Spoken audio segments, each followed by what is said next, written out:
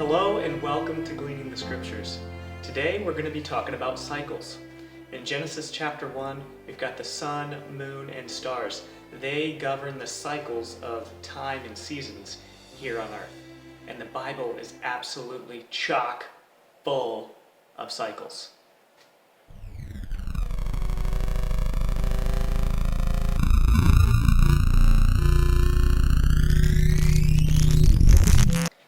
In today's study, we're going to be going over two cycles found in the conglomeration of books spanning from Ruth all the way to Solomon's writings. Not the stuff in between, just those books that are all hinged around King David.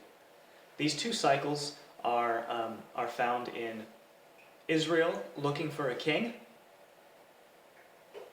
getting that king, and then regretting the getting of that king, and then some important things Solomon said while they had what they wanted. And then another one hinges actually all the way back on what we learn about original sin from the garden.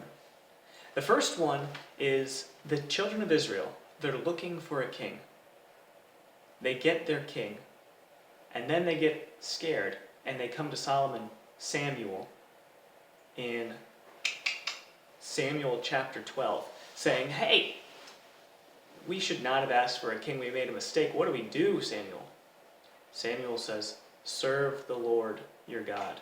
You're right. You did make a big mistake, a huge sin in asking for a king, but serve the Lord your God with all your heart, mind, and strength, and do not turn aside, for then you'll go after empty things that cannot profit or deliver, for they are nothing. How interesting is that? They are nothing, huh? Well, much later, after King David's life, we have Solomon. Solomon had this great, awesome, illustrious kingdom. Gold was so prevalent there that silver was regarded as rocks.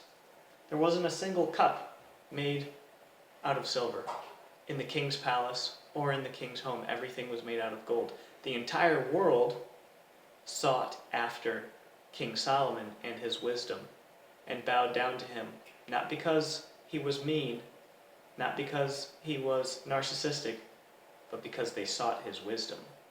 When has there ever been a time in history when that happened?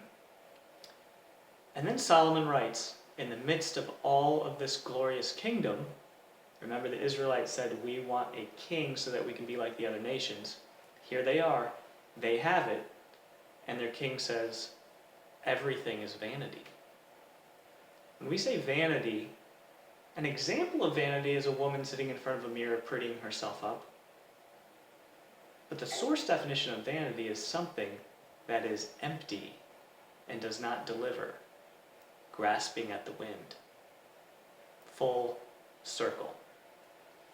This next thing that we have, well, let's backtrack just a minute.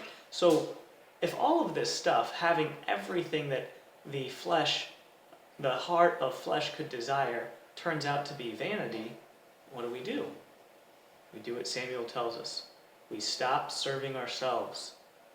We serve God with everything we have, because everything else is nothing and will leave you feeling empty and pointless, whether it's serving man or serving a tyrant or serving yourself or serving your family.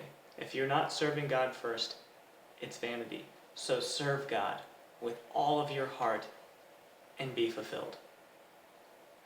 Now this next one is very difficult to understand, and it might take a watching of a few videos to really get it, because there's a lot of foundational knowledge in it that I don't have time to explain right now. But it comes from Song of Solomon. Song of Solomon is a metaphor about the relationship between Yeshua and a new believer. The new believer is a Shulamite. If you make Shulamite the word Palestinian, it kind of makes a little bit more sense. Somebody who is in Israel but is not of Israel, who has come to Yeshua, and how that all the relationship dynamics between Yeshua and them, Yeshua and maturing believers, and Yeshua and mature believers, all works. There's a split in this metaphor. And the split happens in chapter 7, right around verse 6 and 7, where Solomon bends to the will of the Shulamite. At one point, the Shulamite is sitting in a garden, just dripping with fragrance, frankincense, and myrrh, and telling the wind, "Blow upon me and bring my fragrance to my beloved." This sounds wonderful, sounds delightful, but it's a mistake. Why is that a mistake? Because we die to our gardens, to our kingdom, and we walk with Yeshua. Yeshua might reach his hand or his arm down into our garden to pull us up and out of it, but he's not going to walk our walk.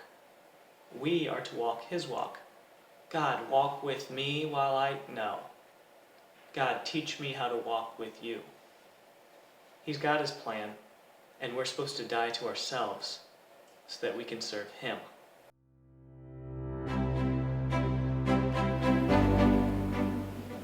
Free Bible study. If the words free Bible study are music to your ears, check out my free Bible study. I made it for you. It is completely free of charge if you've got a printer. www.gleaningthescriptures.com. You can go there right now and download your free copy of a Bible study on Leviticus. Soon I will be making a Bible study on the book of Job, and there are many more on the way. In this free Bible study, we ask questions that get you thinking. Questions like, have animal sacrifices saved anybody? Ever? Go to the Gleaning the Scriptures website and enjoy your free copy of the holiest place on earth today. This mistake of the Shulamite trying to entice God to walk her way is akin to original sin. How is that? Well, it's failing to give up our own lives to walk with God. That's what Adam did when he acquiesced to the request of his wife to eat this fruit like I have. Unfortunately, Adam chose his wife over God. He made one single decision that changed the trajectory of the history of everything, and it was choosing something over God. Now, how is this full circle in the story of David? Well, we see Solomon choosing this woman over God, where the metaphor splits. But David, he didn't do that. David did everything that was just in the sight of the Lord, except in the case of Uriah the Hittite. Based on that scripture, we know that God has just about nothing but good things to say about David. But when you talk to the average Messianic or average Christian, we've got almost nothing but bad things to say about David. It's human nature to point the finger at leadership and blame them for things. Why is it that we criminalize David when God doesn't? It's because when you don't criminalize David, it sets you apart. It hurts a little bit because it gives you an opinion that's different than other people's opinion. But it is choosing God's opinion over that of the world. Check out 1 Kings chapter 15, verse 5. Read that. Take it at face value. Don't twist it around. And then read through David's life. And it makes you wonder, why does our society criminalize all these things that David did when God says that they're all just? At the end of the day, which kingdom is falling? It's something to think about. God bless you today. You are a blood-bought child of the King. You are royalty. It is the glory of God to conceal a matter. He's concealing good things, not bad things. And it is the honor of kings to seek out that matter.